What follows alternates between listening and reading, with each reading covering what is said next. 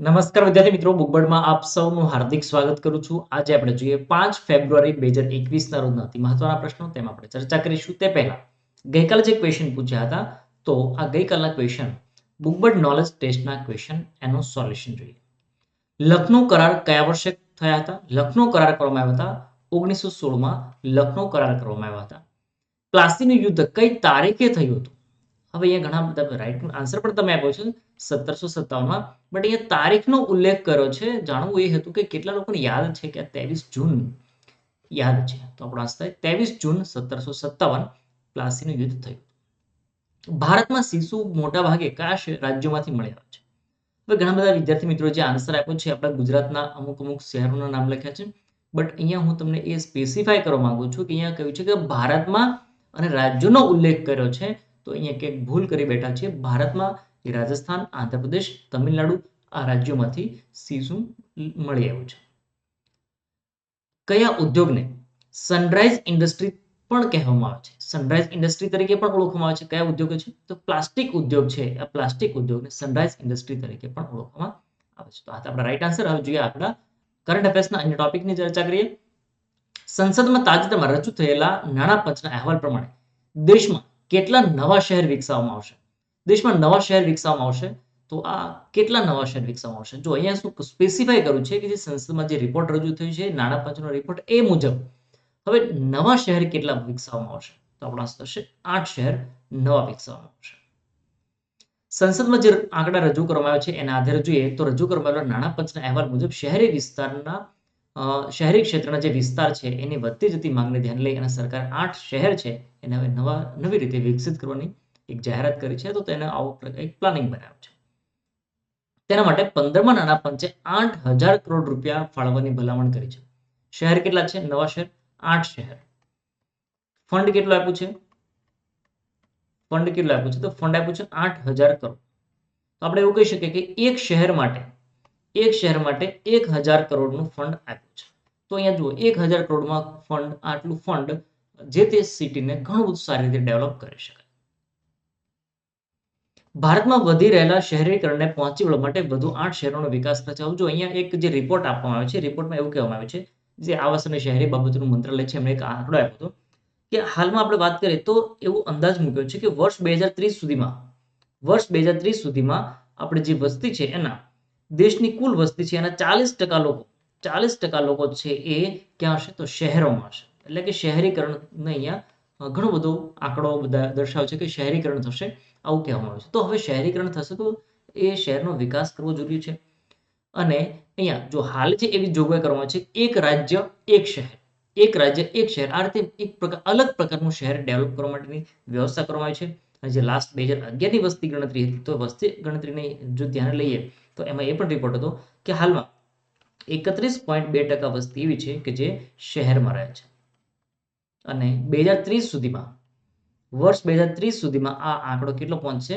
તો 40%. કુલ જે વસ્તી છે એનો 40% કે જે હવે 2030માં આ આંકડો બનશે. આવી અહીંયા એક અવધારણા લેવામાં આવી છે. તો એવું કહી શકીએ કે આંકડા આપવામાં આવે છે. કઈ આઈટી સંસ્થાએ તાજેતરમાં 4 કિલો વજનનું એક હેલિકોપ્ટર બનાવ્યું? 4 કિલોગ્રામનું હેલિકોપ્ટર બનાવ્યું છે. જો અહીંયા એકદમ હળવું કહી શકાય, 4 કિલોગ્રામનું વજનનું હેલિકોપ્ટર બનાવ્યું છે. કઈ આઈટી બનાવ્યું છે? તો આઈઆઈટી કાનપુર. આઈઆઈટી કાનપુરે આ પ્રકારનું હેલિકોપ્ટર બનાવ્યું છે. આઈઆઈટી કાનપુરના વિદ્યાર્થીઓ અને પ્રોફેસરો સાથે મળી અને માત્ર 4 કિલોગ્રામ વજનનું એક હેલિકોપ્ટર બનાવ્યું છે. અને આ હેલિકોપ્ટર જે બેંગ્લોર ખાતે હાલ જે એરો શો ચાલી રહ્યો છે, એરો શો, એ એરો ઇન્ડિયા 2021 આ પ્રદર્શન એમાં દર્શાવવામાં આવ્યું છે. આ હેલિકોપ્ટરનું નિર્માણ કોણે કર્યું છે? તો આઈઆઈટી કાનપુર અને સ્ટાર્ટઅપ કંપની છે. કઈ કંપની છે? એન્ડ્યુર એર પ્રાઇવેટ લિમિટેડ. જો અહીંયા તમને કદાચ એવું પૂછે કે કઈ આઈઆઈટી છે, તો આપણો આન્સર થાય આઈઆઈટી કાનપુર. અને સાથે પૂછે સ્ટાર્ટઅપ કંપની કઈ છે, તો કઈ કંપની સાથે કોલેબોરેશન કરીને મળ્યું છે? તો એન્ડ્યુર એર પ્રાઇવેટ લિમિટેડ. આ બંને સાથે મળીને આ પ્રકારની શરૂઆત કરી. જો હવે એનાથી ફાયદો શું થશે? ઘણા બધા ફાયદાઓ છે. આ એક તો ડ્રોન જેવું દેખાય છે. હેલિકોપ્ટરનો ઉપયોગ શું થશે? તો મેડિકલ સપ્લાય માટે, અલગ અલગ પ્રકારના ડિટેક્શન માટે, ક્રાઉડ મોનિટરિંગ અને રેસ્ક્યુ ઓપરેશનમાં પણ એનો મદદ થશે. એક્ઝામ્પલ લઈએ કે અહીંયા જે આ હેલિકોપ્ટર ઉડે છે, તો હવે એ જે ઉડશે તો એ કઈ રીતે? તો એની જે કેપેસિટી છે, કેમેરા જે લગાવવામાં આવ્યા છે, એ કેમેરાનું એ 15 કિલોમીટર સુધીમાં એ 15 કિલોમીટર રેન્જ સુધીના ડેટા એટલે કે વિડીયો ડેટાનું આદાન પ્રદાન કરી શકે છે. ફ્રીક્વન્સી હાઈ છે, એ -20 ડિગ્રીથી લઈ અને 50° સુધીના તાપમાન હોય તો પણ કાર્ય કરવા સક્ષમ છે. ડાયરેક્ટ ઉડાન ભરે છે, એના માટે કોઈ રનવેની જરૂર નથી પડતી. ડાયરેક્ટ ઉડાન ભરે છે અને ડાયરેક્ટ ટેક ઓફ થાય છે. લેન્ડ અને ટેક ઓફ ડાયરેક્ટ થઈ શકે છે. તો રનવેની પણ કોઈ જરૂરિયાત નથી. ગમે તેવું વાતાવરણ હોય તો પણ ઉડી શકે છે. -20 ડિગ્રીમાં અને 50 ડિગ્રીમાં પણ એ કામ કરી શકે. એટલે આપણે કહીએ લદ્દાખમાં પણ કામ આવશે, રાજસ્થાનમાં પણ કામ આવશે, એવા ગરમવાળા વિસ્તારો હોય તો પણ કામ આવશે. અને જ્યારે લેન્ડ ઓફ ટેક ઓફ માટે કોઈ વધારાની સ્પેસની જરૂરિયાત ન પડતી હોય તો જે હિલ સ્ટેશન હોય અથવા તો હિલ વિસ્તાર છે તો આ વિસ્તારમાં પણ ખૂબ મદદરૂપ સાબિત થશે. એરો ઇન્ડિયાના 13મા સંસ્કરણમાં બેંગ્લોરમાં હાલ આયોજન થયું છે. કેટલામા ક્રમનું? તો 13મા ક્રમનું આયોજન હાલ થઈ રહ્યું છે. સીબીઆઈના ઇન્ચાર્જ ડિરેક્ટર તરીકે તાજેતરમાં કોની નિમણૂક કરવામાં આવી? સીબીઆઈના ઇન્ચાર્જ ડિરેક્ટર તરીકે સીબીઆઈના ઇન્ચાર્જ ડિરેક્ટર તરીકે હાલ કોની નિમણૂક કરવામાં આવી છે? તો પ્રવીણ સિંહાની નિમણૂક કરવામાં આવી છે. સીબીઆઈનું પૂરું નામ શું થશે? સેન્ટ્રલ બ્યુરો ઓફ ઇન્વેસ્ટિગેશન, જેની સ્થાપના ક્યારે કરવામાં આવી હતી? 1 એપ્રિલ 1963માં એની સ્થાપના કરવામાં આવી હતી. અને એનું હેડક્વાર્ટર ક્યાં આવ્યું છે? તો હેડક્વાર્ટર આવ્યું છે ન્યૂ દિલ્હી ખાતે. ન્યૂ દિલ્હી ખાતેનું હેડક્વાર્ટર આવ્યું છે. ગુજરાત કેડરના આઈપીએસ પ્રવીણ સિંહા એમને સીબીઆઈના ઇન્ચાર્જ ડિરેક્ટર બનાવવામાં આવે છે. ખાસ યાદ રાખજો, ઇન્ચાર્જ ડિરેક્ટર છે તો ઇન્ચાર્જ ડિરેક્ટર એમને બનાવવામાં આવે છે. પ્રવીણ સિંહા એ 1988 બેચના આઈપીએસ અધિકારી છે. અને આ પ્રવીણ સિંહા એ કે જેમણે કોનું સ્થાન લીધું છે? તો એના પહેલા કોણ હતા? તો આર કે શુક્લા એમનું સ્થાન લીધું છે. પ્રવીણ સિંહા હાલમાં દિલ્હી ખાતે સેન્ટ્રલ વિજિલન્સ કમિશનમાં અધિક સચિવ તરીકે ડેપ્યુટેશન પર છે. જો અહીંયા યાદ રાખજો કે આર કે શુક્લા એ આના પહેલાના સીબીઆઈ ઇન્ચાર્જ ડિરેક્ટર હતા. હવે એ ઇન્ચાર્જ ડિરેક્ટર તરીકે કોણ આવ્યો છે? તો પ્રવીણ સિંહ આવ્યા છે કે જે 1988 બેચના આઈપીએસ અધિકારી છે. તાજેતરમાં કઈ અંતરિક્ષ એજન્સીના રોકેટ સ્ટારશિપ S9માં લેન્ડિંગ સમયે વિસ્ફોટ થયો અને તેના લીધે પરીક્ષણ નિષ્ફળ ગયું? જો હવે અહીંયા શું થયું કે એક સંસ્થા સ્પેસ એક્સ નામની સંસ્થા કે જે યુએસએ ની છે, જો કે નાસા પણ અમેરિકાની છે, પરંતુ ઈસરો આપણી ભારતની છે. બટ હા, જે સ્પેસ એક્સ છે એ પ્રાઇવેટ એજન્સી છે, સ્પેસ એજન્સી. તો એમણે એક જે પ્રયોગ કરે છે રોકેટ, તો આ રોકેટના આધારે એમાં એવું થયું કે જ્યારે આ રોકેટ, એનું નામ છે સ્ટારશિપ S9, એનું લેન્ડિંગ હતું, એ લેન્ડિંગ સમયમાં વિસ્ફોટ થયો અને પરીક્ષણ નિષ્ફળ ગયું. તો આપણો આન્સર છે સ્પેસ એક્સ. અમેરિકી અંતરિક્ષ કંપની સ્પેસ એક્સના રોકેટ સ્ટારશિપ S9માં લેન્ડિંગ સમયે વિસ્ફોટ થયો અને પરીક્ષણ નિષ્ફળ ગયું છે. એનો પ્લાન એવો હતો કે ભવિષ્યમાં લોકોને મંગળ અને ચંદ્રની યાત્રા કરે, અને તેના માટે આ હાલમાં જે એક મિસાઇલ રોકેટ બનાવી રહ્યું હતું, તો એમાં સ્ટારશિપ યાનમાં પરીક્ષણ કરવામાં આવ્યું હતું અને પરીક્ષણ સમયે એમાં વિસ્ફોટ થયો અને આગ લાગી, એટલે કે એ મિશન સફળ નથી થયું. 16 માળ જેટલા ઊંચા સ્પેસશિપને લગભગ 10 કિલોમીટરની ઊંચાઈ પર ગયું અને 10 કિલોમીટરની ઊંચાઈથી એને ફરીથી પાછું નીચે લાવતા હતા. એ સમય દરમિયાન એનું નિયંત્રણ ન થયું અને વિસ્ફોટ થયો, આગ લાગી ગઈ અને નિષ્ફળ ગયું. જ્યારે એને લેન્ડિંગ કરવાનું હતું, તો લેન્ડિંગ કરવાનું હતું, કઈ રીતે લેન્ડિંગ કરવાનું હતું કે તેનું એન્જિન બંધ કરી દેવાનું. લેન્ડિંગ કરતી વખતે એન્જિન બંધ કરી દેવાનું અને હવામાં જ્યારે હોય ત્યારથી એનું એન્જિન બંધ કરીને ધીમે ધીમે નીચે લાવવાનું હતું. બટ 6.5 કિલોમીટર જેટલું ડિસ્ટન્સ હતું અને એ સમયે એમાં બ્લાસ્ટ થયો, આગ લાગી અને આ જે સફળ હતો પ્રયોગ હતો એ નિષ્ફળ થયો છે. એન્ડી જેસી કઈ કંપનીના સીઈઓ બનશે? એન્ડી જેસી તે કઈ કંપનીના સીઈઓ બનશે? ચીફ એક્ઝિક્યુટિવ ઓફિસર બનશે. તો આપણો થશે એમેઝોન. એમેઝોન ઇન્કોર્પોરેશનના સ્થાપક અને સીઈઓ જેફ બેઝોસ કે એમણે જાહેરાત કરી છે કે હવે પોતાનું પદ છોડી દેશે અને 1 જુલાઈ 2021 થી એક્ઝિક્યુટિવ ચેરમેન બનશે. અને હવે જે ક્યારથી 1 જુલાઈ 2021 થી એક્ઝિક્યુટિવ પદ એ ચેરમેન બનશે અને જે પોતાનું જે હાલનું જે પદ છે સીઈઓ નું પદ, એ પદ છોડી દેશે. એન્ડી જેસી હાલમાં Amazon web services chief executive તરીકે સેવા આપી રહ્યા છે. જો એમેઝોન પર ઘણી બધી તમે અલગ અલગ વેબ સિરીઝ જોઈ હશે, તો આ એમેઝોન, તો કદાચ તમને એવું થાય કે ચલો આ એમેઝોન, તો એનું હેડક્વાર્ટર ક્યાં છે? એક્ઝામ આવો ક્વેશ્ચન પૂછ લે, એમેઝોનનું હેડક્વાર્ટર ક્યાં છે? એમેઝોનનું હેડક્વાર્ટર ક્યાં છે? સિએટલ, વોશિંગ્ટન, યુએસએ નું હેડક્વાર્ટર. એની સ્થાપના ક્યારે કરવામાં આવી હતી? સ્થાપના 5 જુલાઈ આપણા માટે ખાસ યાદ રાખવું છે. જો એને શું કર્યું હતું કે એમેઝોને જે એમણે 1994માં એને તમને આપણે ઘણા બધા વિદ્યાર્થી મિત્રો જે બુક પરચેસ કરતા હોય તો બુક ઓર્ડર કરતા હોય તો સૌથી વધારે કઈ કઈ વેબસાઇટ આપણે યુઝ કરીએ છીએ? તો એક તો એમેઝોન છે, ફ્લિપકાર્ટ છે, એક પ્લસ કાર્ટ પણ છે